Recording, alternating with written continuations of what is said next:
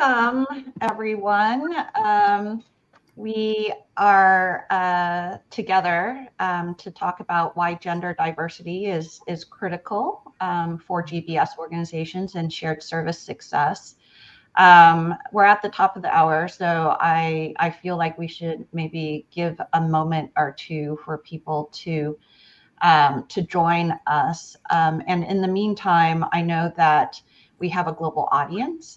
So if you would like to maybe share where you're dialing in from in the chat that's there, it'd be great. I know one of our panelists, Nadia, is from currently in the Middle East, which is amazing.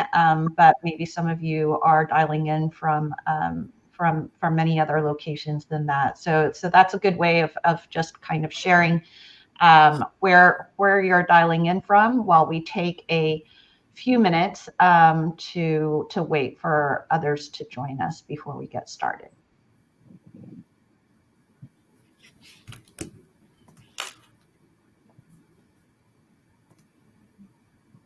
Okay.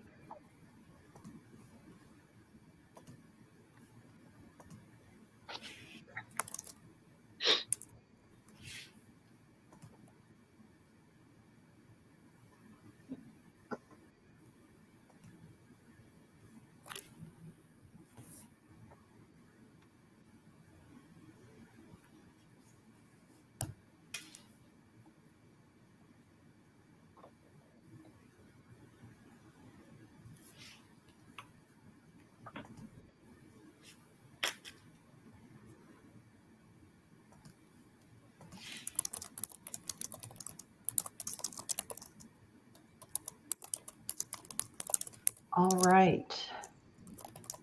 So I think we're 2 minutes in, so I'll go ahead and get started. Welcome to this LinkedIn Live.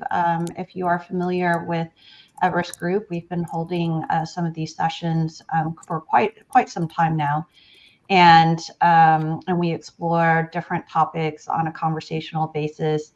And today I'm joined by a wonderful group of panelists on a topic that is very near and dear to my heart, which is about gender diversity in shared services. And I am joined by some amazing leaders in the shared services space, as well as a personal friend and ex-colleague in Vanessa. So I'm thrilled as well to be able to do something with her too. So before we kind of launch in, I would like each of the panelists maybe to introduce yourselves and let the audience know where you're dialing in from. So Vanessa, you want to go kick us off? Yes. Hi, everyone. So nice to be part of this panel. My name is Vanessa Gleason. I work for Takeda Pharmaceuticals, and I'm based in Zurich. Sandy? Hi, everyone. I'm Sandy Kana. I work for Mars Global Services, which is our GBS organization. I'm currently in London, which is where home is, but probably like most of us who work in this industry, I tend to spend my life on an aeroplane, visiting our wonderful associates around the world. And Nadia Hutchinson, currently in Oman, but home and work is London. And I may be slightly different to many people on the call. I work 100% remotely, but I do run an HR shared services organization, which is global. And my current organization is Cabot Corporations, based out of Boston. Well, thank you so much. And my name is Shirley Hung. I'm a partner with Everest Group, and I am based out of Dallas, Texas. So we have a few continents represented here. So at least two of you are in warmer climates at the moment, so we're all very envious. Shirley, by the way, I was thinking, because you mentioned that you and I used to be part of the same team. And I distinctly remember a conversation that we had in that leadership team at the time, because it was an all-female team. And one of the team members had challenged us to say whether we should act differently or think differently, given that we didn't have gender diversity in the team. So maybe that's something we can talk about together later in the conversation.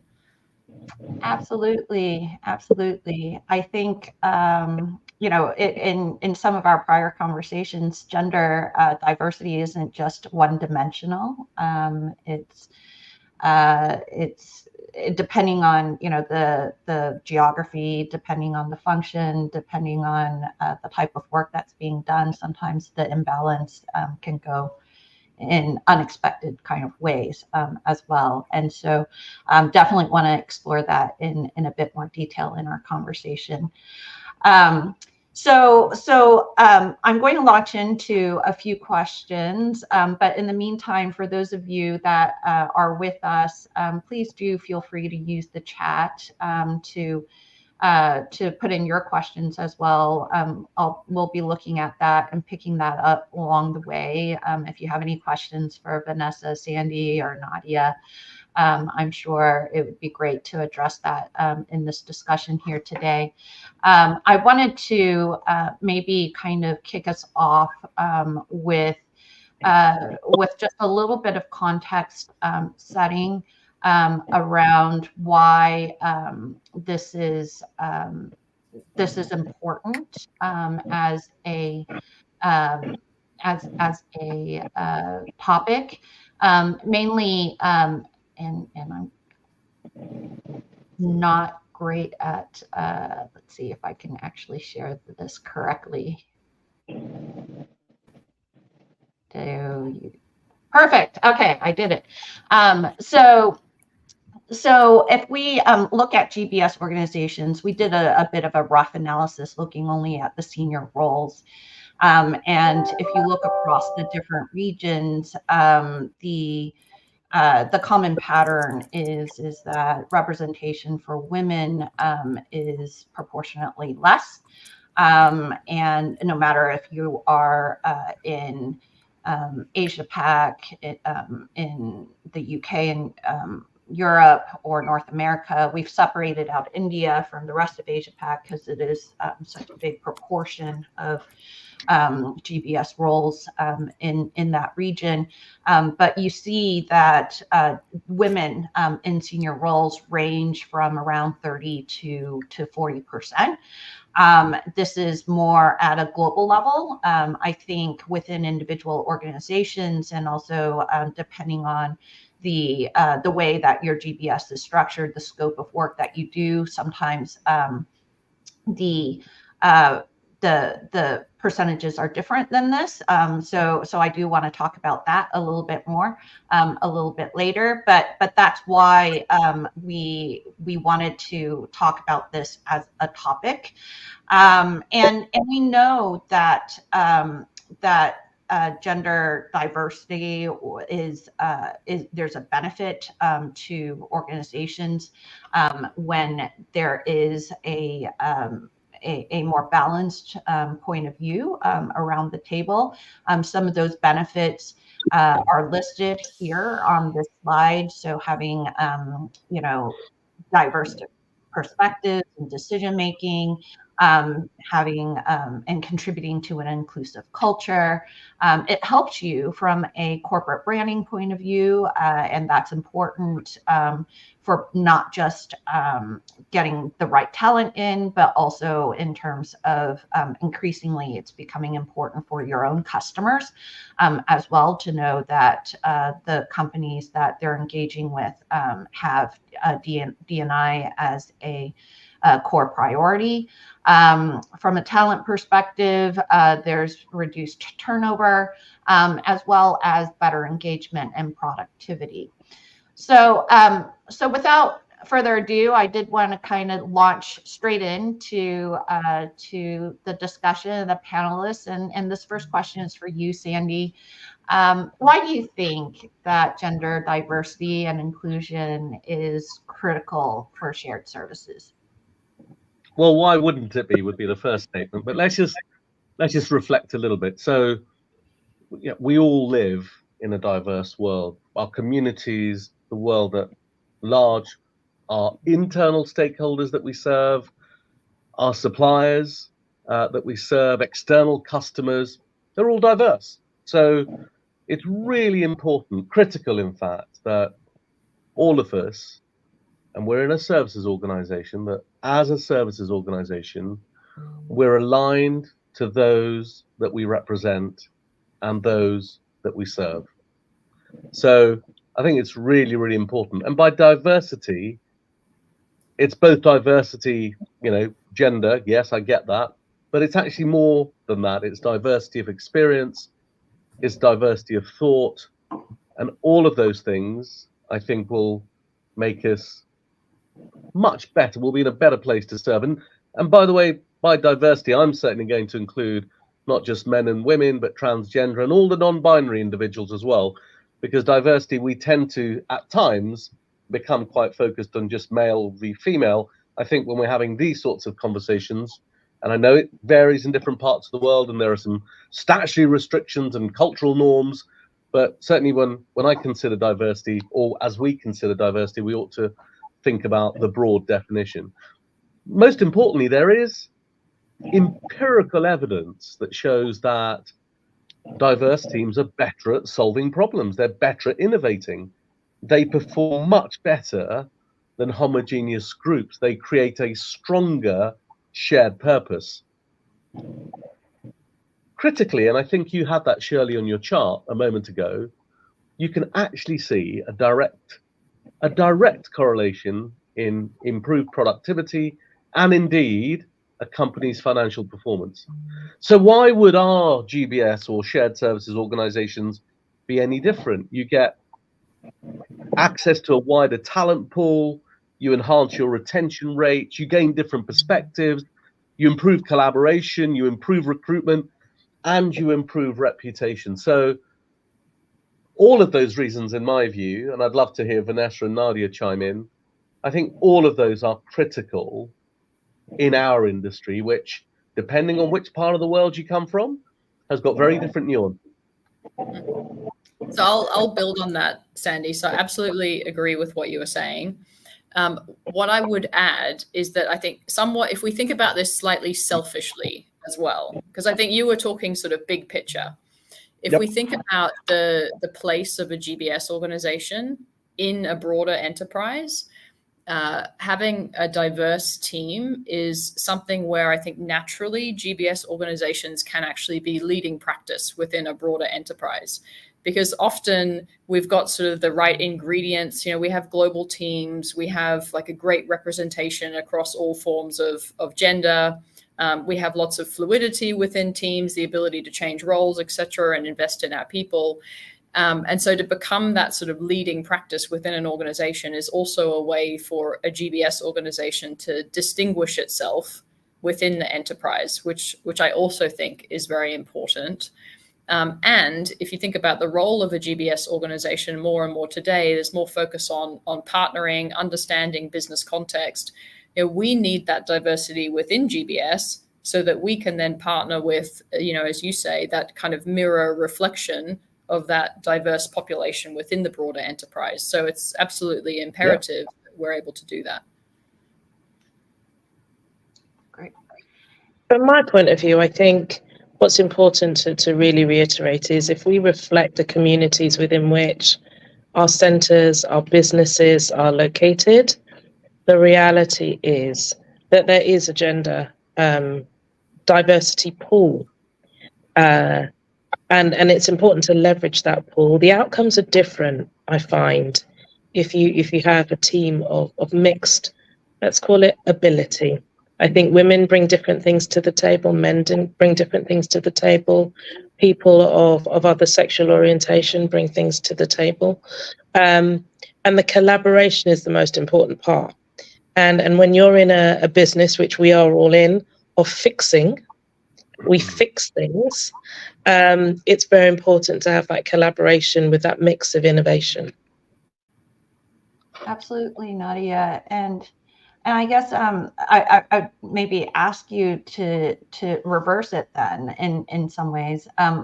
What do you think the risks are to GBS and to the parent organizations if if gender representation isn't really deemed as a priority? I think for me, the answer is slightly different. I want the best talent there is for the roles that I have within the GBS organization that I have. So it's, yes, there is an advantage of having mixed genders within the team, but my focus is the best of the best for the roles that I have. And that will always be paramount for me. Absolutely. So I'm going to build on that, if I may. So misalignment, misunderstanding, just missteps in providing the services to the communities within which we operate, both internal and external. We reflected on that a moment ago. And actually, all of the opposites of all the benefits we mentioned, they're all lost. Huge risk. But I have to agree with Nadia, at the end of the day, it has to also focus on the best talent that fits the roles that's required, which I know, given the topic of this webinar, seems a bit of a strange statement for Nadia and I both to reflect upon. I mean, Nadia, you were talking earlier on, you work in a profession which is dominated by women, right? Historically and even today. So, maybe you just want to build upon that conversation we had around, you have an opposite problem. I have an opposite problem in what I've created at the moment. So should we just explore that a little bit? Because that also introduces a risk, doesn't it? I think so. So just to give the audience the context of the earlier conversation, we were discussing that depending on location and depending on service line, you may tend to have more men in one service line or more women in another service line. So my service line is HR, and typically HR, engine room, as I call GBS, and front office or wider HR is dominated by females. So there are risks in that depending on the age profile of those females. And I think people need to be realistic when you have your shared services organization, your GBS organization, and think about the strategies that you want to retain the talent, the strategies around well-being, and the strategies around encouraging development, especially of women. Things that appeal to certain genders may not appeal to others. And for me, it really is about shining a light on what works for each group within the GBS. So one kind of it's a risk. So let's be honest with ourselves. If you work in some parts of the world and you have a dominant female population, you will have several women who will have family or caring duties or duties within the communities that they live in, and have benefits that are attractive, so that the risks to your business of high attrition are reduced. But it's about thinking broader about what really is attractive for these for women, I would say. So one of the things I was just reflecting as you were speaking, I do think one of the beautiful things about working in the GBS industry is that, generally, if we think about like mature GBS that has multiple functions, so it could be HR, procurement, finance, IT, etc. As you said, Nadia, within those pillars, you might have perhaps a majority of women in HR or a majority of men in finance, just to be very generalist, right? But in my opinion, the more you go up the ladder in a GBS type organization, the less that functional knowledge becomes applicable, because you need to start thinking more broadly, right? And it becomes more about, well, how do you run an organization or an operation? How do you partner? How do you apply digital, etc.? Not about, am I great at doing something very specific in tax, for example.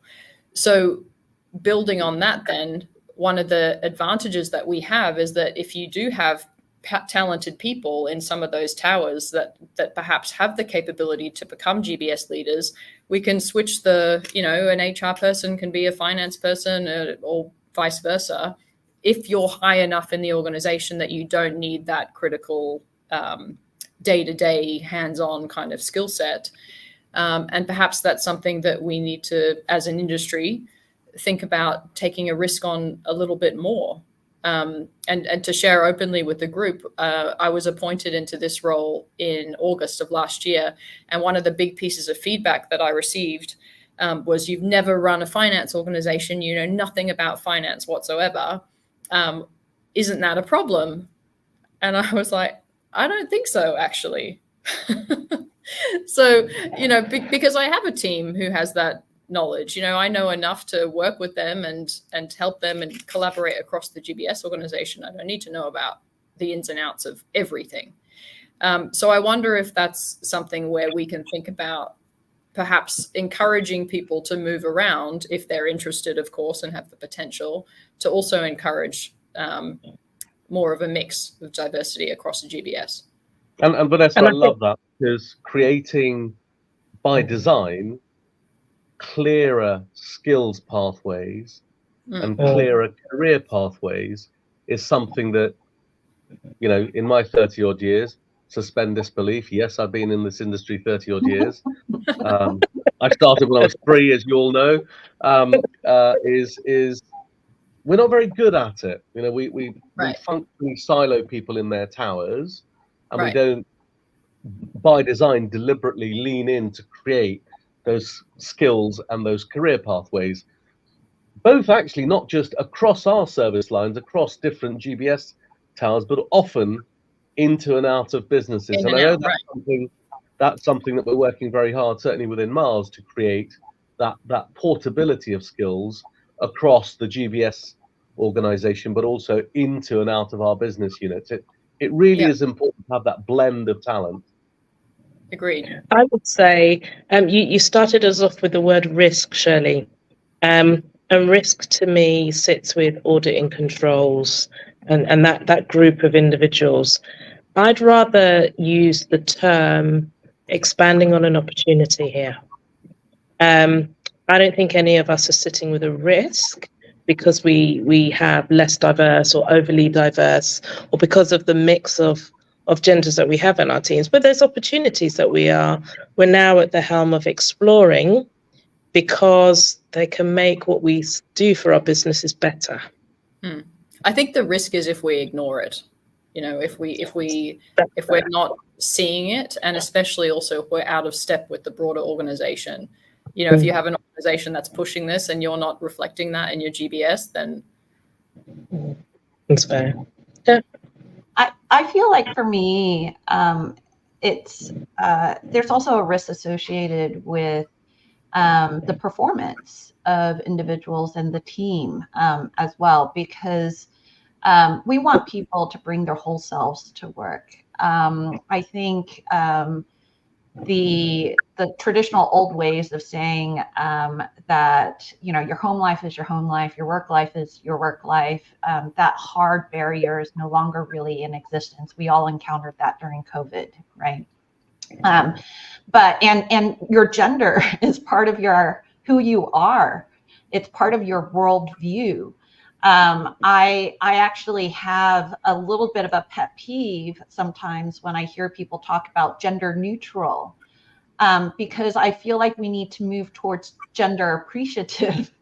I think that we need to appreciate the characteristics of each individual, of which the gender is part of their identity. And if you don't feel like you're being appreciated for your whole self, how are you going to actually contribute your best in that work environment? So I think that there's that kind of performance risk that's associated as well. So Shirley, I was just looking at some of the comments in the chat, and hello, Deborah Copps. Nice to know you're on. I mean, Deborah asks the right question: why are there fewer female GBS leaders than perhaps there are male ones? So, you know, let me take that. Start with that one, Nadia. Let me take that. I think that, I mean, this doesn't just impact the GBS industry. This impacts many industries. We all know that. But I think there are many skills that females are not taught, especially within a GBS. As I said before, we are fixers. In our home lives, we fix. In our work lives, in this industry, we fix. And sometimes it's less about the technical everyday skills, and it's about the skills of leadership and management, which in many organizations are not deliberately taught. So you'll find that people who have just naturally confidence, people who are able to promote themselves, the elevator pitch, they've got that fine-tuned, they tend to rise up the ladder. And rightly or wrongly, and this isn't something that Nadia says, this is something that science tells you, is that men are better at that than women. So it's now the time for us to focus mentoring on some of our hypo or whatever the current term is for leaders of the future, on women, to give them those skills to win those appointments when they become available. And Vanessa, you mentioned there that you were challenged, I guess, in the question when you were moving into a finance organization. I genuinely do wonder if that question would have been posed to a male candidate, for example. And in my sense, no. It wasn't posed in a like a you can't do this. It was sort of like a, this is an area that you don't know. But I think you might be right. But I also think part of it is, how do people perceive what is a GBS leader? And when I say people, I mean stakeholders, decision makers, out there in organizations, because I do think that perhaps as the industry evolves, we are starting to look at these roles differently than maybe what we did 10 years ago, for example, and therefore also what kind of characteristics do you need in a person? I see this the head of GBS role, for example, as it's a leadership role. I mean, that's what it is. It's not a technical position. It's a transformative change, business partnering. It's all those leadership characteristics, which, as we know, both men and women are very capable leaders. However, I wonder if in the past, stakeholders and decision makers have viewed it more as maybe more as a technical role, and sometimes more a role that perhaps requires combative, I can't speak. Combative, yes. Combative skills, which it should. But in some regions, maybe it has. Go ahead. I mean, Vanessa, just one of the things that I was thinking about as you were chatting was, I mean, let me just take an example of the team that I'm really fortunate to be part of in the finance shared services tower within Mars. We're 73-27 women to men, right? That's across the board. When you look at the leadership positions, our line managers, about 80 line managers, equally diverse. You get to the leadership team, about 64-65% diverse. So actually, we've got a really healthy mix, I would suggest. And why is that? Well, now maybe this is my unconscious bias, and I want to talk about that. But I'd love us to explore that in a moment. But I just believe women are better at leading and managing large and diverse teams, particularly culturally diverse teams, far superior at managing stakeholders, navigating complexity, language dimensions for sure. And you touched on something, driving change and transformation. In many parts of the world, they're also stronger domain experts, given, if you go to certain parts of the Philippines or India or South Africa or Europe, certain professions are dominated by certain genders. Well, certainly in the finance domain, you find that all over the place. So I really want to applaud you for saying that. Actually, we ought to take advantage of the fact that running a GBS isn't just about domain. It's about all those multifaceted skills. And I think you said it well, Nadia, earlier on when you said it's about a confidence, perhaps, dimension. I'd love to explore on this conversation what are the things that we've done to try and promote and what's worked well and what hasn't worked well, because I think there's things that we do perhaps that have not been helpful in the journey, as opposed to have been accretive. So, but I agree with you, Vanessa. There are so many skills that as GBS organisations mature, are very well suited to women than to men. And I think Nadia mentioned confidence. I do genuinely believe that women often suffer from a lack of self-confidence, and they ask more questions in the sense of, well, if I go for that job, if I get that job, am I going to be able to balance work and my family and my other commitments? And I had a conversation with someone the other day because we were talking about mentoring, and this person said to me, "Oh, but surely we don't have to mentor younger women anymore because they've got it all figured out. They're not like us. They don't have this issue with confidence and all this stuff." And I said, no, I think you're completely wrong, because when I do speak to women at the start of their careers, they are asking the same questions that we were asking 20 years ago. So it hasn't changed. And that's hugely disappointing, that we still have women coming into the workforce with this mentality of, well, maybe I can't do that for XYZ reasons. So for me, that's something that we collectively need to help more with, to say, look, it can be done. It's not easy. We certainly need to think about the barriers that are in place in corporate life and how we can change those things, but don't rule yourself out before you even get in the race. Yeah. I think it's also about, if you say, I think it's also about the stakeholders who are choosing the leaders, educating them. Your question around what is a GBS leader, do they actually understand what that is? It's all well and good having a role description and knowing the tasks that you have at hand for the GBS to perform, but it is also around educating them about what does a good profile look like for the leader in that role, and some of the things that you need to consider. So, Sandy, you talked earlier about you're always on a plane going somewhere, and the leaders choosing talent, female talent, often make an assumption that a female leader doesn't have the capacity or the time to jump on a plane as often as a man does, because they're at home taking care of family duties. It's about educating them to be more open-minded to some of the things that fit the profile for the talent that they're looking for their GBS leaders. I've had many conversations with ExCo members who really don't understand what GBS leader does. They know they need to have one, and they know why they need to have one, but what you do day to day is a bit of a haze. No. Let It's a deliberate strategy. It's keep it a secret. Keep it a secret. Tell no one. We're a rarefied breed. But I'll give you an interesting example.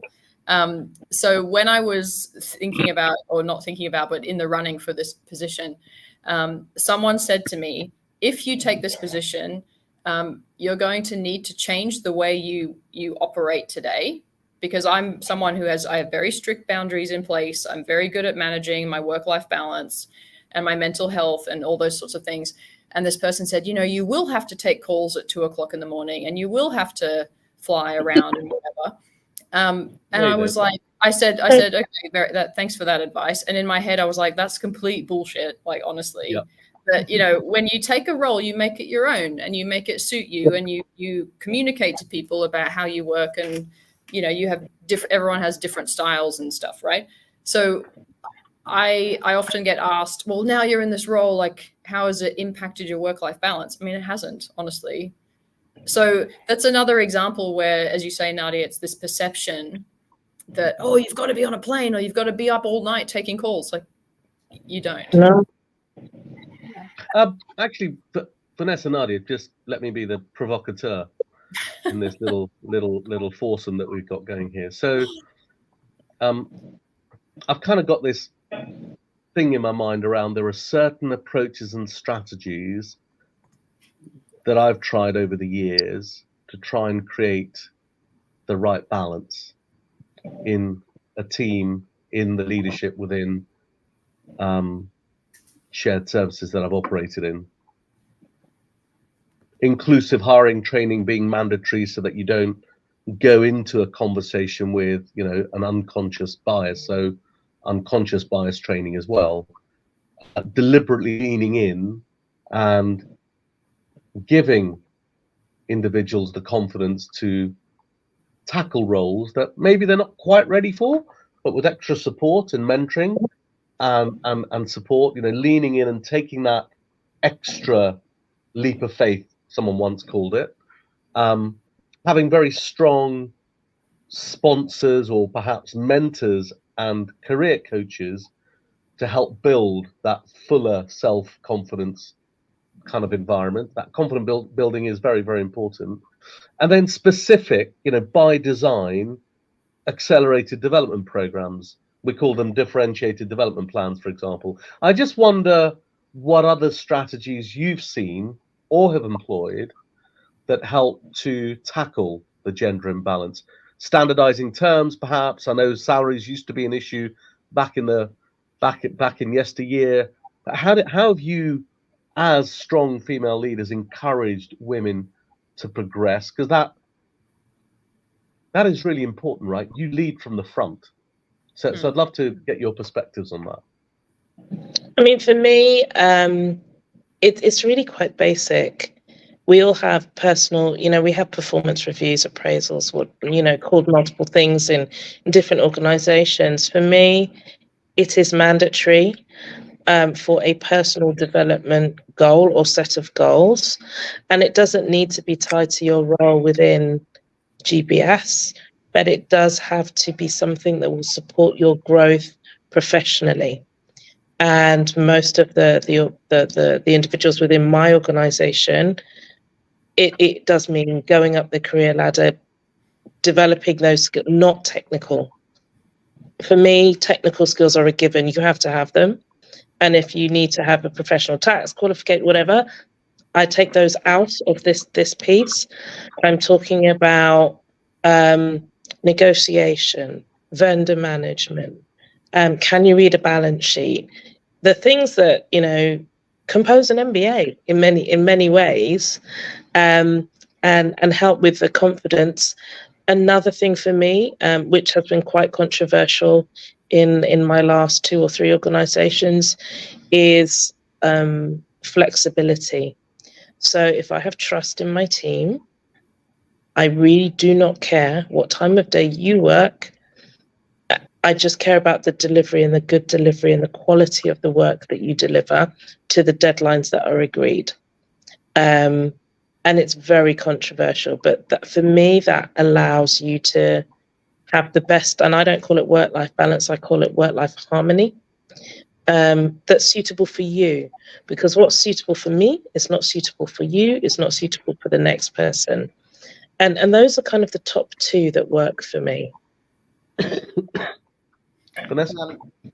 Yeah, I mean, I think what's very important, so Sandy, you mentioned role models, and perhaps one of the issues we have in the industry is that we don't have so many role models out there. Well, to quote Deborah, who's just put in the chat, not perhaps. It's not perhaps an issue, it is an issue. Okay, we don't. I think that is very important. And so within, our organization, one of the things that I actually love doing, and my leadership team loves doing, is we mentor a lot. So working with people of potential, regardless of gender, but making sure that we're really understanding helping them, what are their barriers, etc. And I think being very open and promoting an inclusive environment. So I, for example, personally try to share a lot. So when I go to a site or, I'm talking to people in town hall or whatever, I will tell them everything that's going on at home and at work, because I want them to see how, I like your term, Nadia, how there's the harmony between the two and how it is possible. So I think that openness really, really helps, because then people see themselves in you and they're like, oh, I've got that challenge too, but oh, you could do it this way, and oh, it's okay to work flexibly, like Nadia was saying. So, giving people permission to bring their best selves to work, as Shirley said, I think is very important. So I wanted to jump to a question related to that, that Thomas Olenek has asked, which is, what's a small change that you've made in your day-to-day work that really has made a large impact? Vanessa talked a little bit about bringing your own personal experiences so other people can identify with that. Are there any other kind of small changes, small actions that you've taken that really surprised you in terms of how well it has worked in creating more of a inclusive culture? I've got another one that's simple for me. As leaders, we have our team meetings, we gather our teams, and we speak a lot. We're telling, we're asking, but our voice is typically the dominant voice in the room. For maybe half of my meetings each year, somebody else is leading the agenda, somebody else is chairing the call. I deliberately sit and keep my mouth closed, even to the point where sometimes I'm the note taker. And the reaction when you introduce this kind of way of working is horrified. Most of the team are absolutely horrified, especially people who are at the beginning of their careers or haven't had many years of work experience. But the reason I do that is because your voice matters. And one of the biggest pieces of leadership, or one of the best skills you can have, is your voice, elevating your voice, your opinion. And I find that also helps me determine who some key leaders are, or who needs help in certain areas because of the way that they approach the meeting. So I don't give them any formula. There's no, you have to follow this, and you run the meeting however you want to run the meeting. We just all need to get the same content out of each meeting once a week. And that's worked really well for me. And Nadia, something similar. I called it amplification. And that's really, particularly in certain parts of the world, to your point, the hippo principle applies. The highest paid person's opinion always dominates. The acronym HIPPO stands for highest paid person's opinion, not a reflection on my physique, by the way. And well, it is actually, it's a bit of both, but the reality is there's a tendency, and I'm very guilty of it. I often engage my mouth before my brain or my heart. And that's not a good sign of a leader. Giving space to people to express an opinion and then repeating that rather than it just being a noise that evaporates into the ether. So deliberately amplifying a point made by someone else, particularly in certain parts of the world, women, really does, in my view, make a difference. So don't just let a comment sit in the room, amplify it, repeat it, make sure it remains at the surface. So Thomas, that's something that I've experimented with. I profess to have a magic bullet around this, but creating a meritocratic and equal safe space and a culture is really important anyway. But I find when I'm part of a leadership team, creating that safe space for everyone, both psychologically safe as well as other safety factors, is something that encourages confidence. I think that building confidence is so important. Just to give if we talk about small things, I mean, one is like reward and recognition for people. So for example, I was in Poland a few weeks ago, and we just had like a kind of a round table, like 20 people around this table. And there was this one woman in the group who was from one of our accounting teams, who was being, she was just really sharing her opinions and even like challenging me, but in a really constructive way. And I was super impressed. I'd never met her before. And afterwards I said to one of my leaders, hey, like we've got a ticket for a conference which is in a different country, like a few days, let's get this lady to go along and show her that her behavior has positive, consequences for her. Or like, when you have a leadership meeting, like you were saying, Nadia, like, why don't we just have one random person from the teams who's shown promise, they come and join, and, they can take part and be part of a conversation they may not ordinarily be part of. And these are small things, but they can have a big boost to an individual's confidence. Yeah, absolutely. And I wanted to kind of pick up on that because it seems like a stream that has come through this conversation. There's a lot that leaders can do to promote diversity and inclusion. And I do think helping encourage and build confidence is a really big one. I remembered 15 years ago when I was interviewing to join in as a leader of a team. I was unsure whether I could do the role because I wasn't a domain expert. So actually, I was questioning myself, and I did it in a manner of saying, "Hey, if you're looking for a domain expert, that's not me. What I can bring is X, Y, Z." And the response that I got back was, well, that's precisely why we want you, because you have a team of domain experts. But what we don't have is the ability to kind of think in the broader context and to have more of a strategic problem solving point of view. And I was very, very grateful, actually, to have encountered a leader that saw that and that reinforced that and challenged some of the conventional thinking around what kind of skill sets and experiences you need to be successful in a role.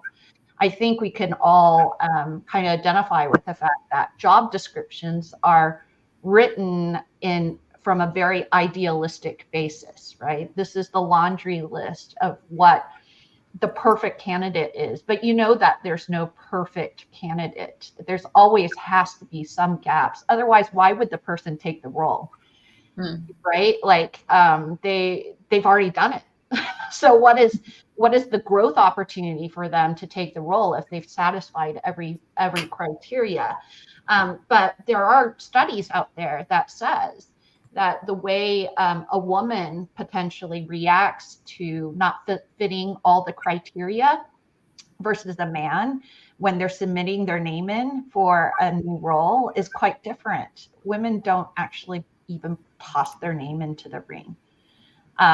Men are a lot more optimistic about it. They'll take a flyer. They'll say, well, it looks interesting. I may not perfectly fit, but I want to be considered.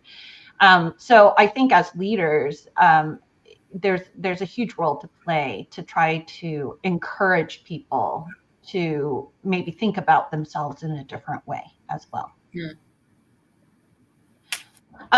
So at this point, I do want to offer a piece of research and a report that Everest Group has done actually specifically on this topic, promoting D&I in GBS organizations. This was something that we published a couple of years ago, but I think it's still very relevant today. If you click on the link in the chat, you'll have an opportunity to just download the report on a complimentary basis, and hopefully that will strike some thinking for you.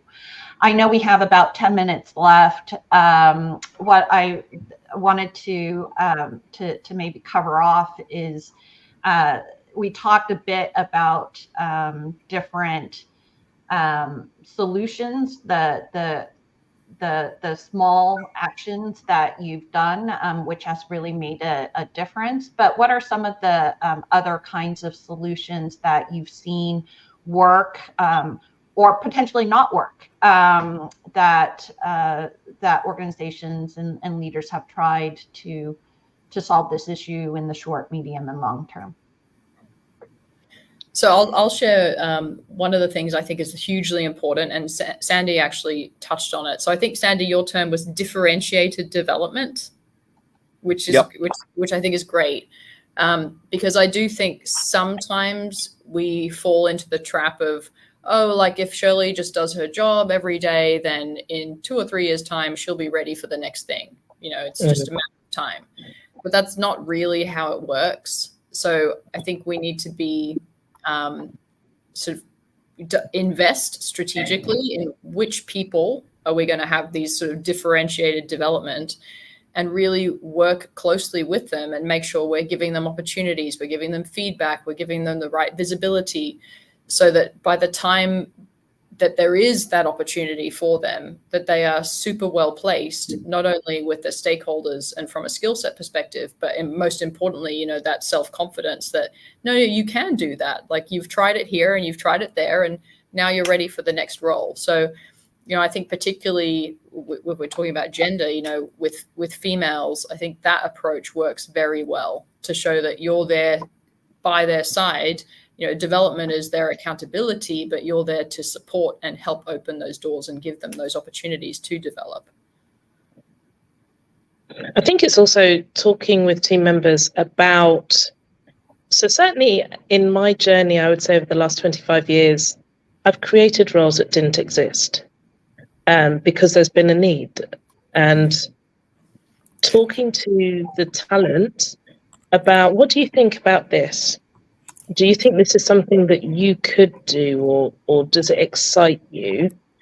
Being open about the fact that if your organization is not large enough, for example, or doesn't necessarily have those easily visible steps up, that there are also opportunities within our teams. We're creating new AI, we're creating roles, we created data scientist roles, we're creating all sorts of new things. And it's about them putting their talents forward for these new opportunities. I was laughing, Shirley, when you were talking about job descriptions. And I was like, those are really and truly relatively new in the GBS organization. And why are they new? They're newer because talent acquisition and HR have told you have to have a job description. It's all your fault, Nadia. It's all your fault. It is our fault. But the reality is, I know certainly many roles or people turn up at organizations through conversation. What is it you think you want me to do? I think I can do this. The person presents their credentials on, a CV or through the conversation, and actually the job description's a bit of an afterthought. And I'll just reiterate that. I think we need to lean in deliberately in creating the right stepping stones. I love that term.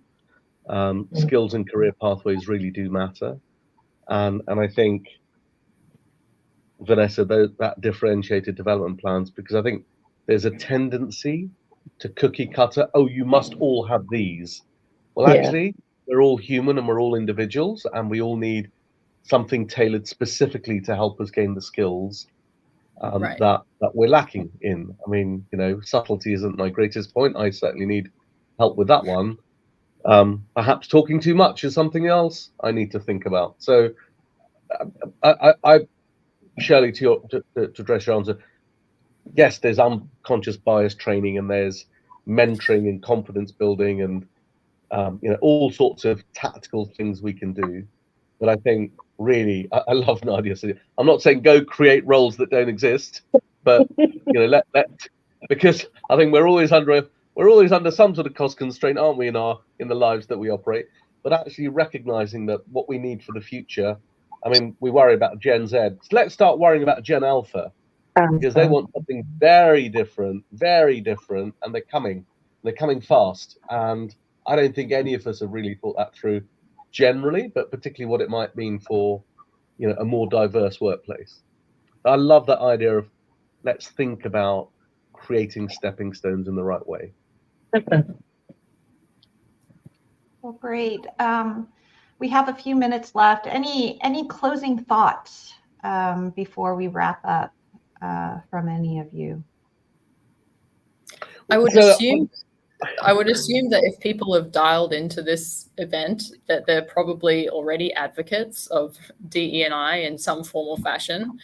So, I guess the question for all of us as a collective, those on the call as well, is, how do we continue to evangelize? How do we continue to make it a priority? And what do we do differently in the context of our own organizations? So, to think about, well, what are we going to do? So you listen to a LinkedIn live event for 45 minutes or so, but what's the takeaway? What are we going to do? Because I think this is the point, right? We need to take actions. Great. Well, thank you so much, Vanessa, Nadia, Sandy, for being on this panel. I know that this is a topic that we can spend hours or indeed a whole career thinking about, and we should. So just as a bit of a reminder to the audience, if you did want to get a copy of that report on gender diversity in GBS, the link is available for you to click on. I'm sure, I guess I'll speak on behalf of the panelists here. I'm sure that that we would all be happy to connect with you and network with you if you wanted to extend an invite on LinkedIn or something like that. That seems to be the way I keep track of people these days is actually through LinkedIn. So feel free certainly to reach out to me if you'd like. But I really appreciate your time today. I really enjoyed this conversation, and thank you to the audience for tuning in. Thank you. Thank Thanks, everyone. Take care. Thank you.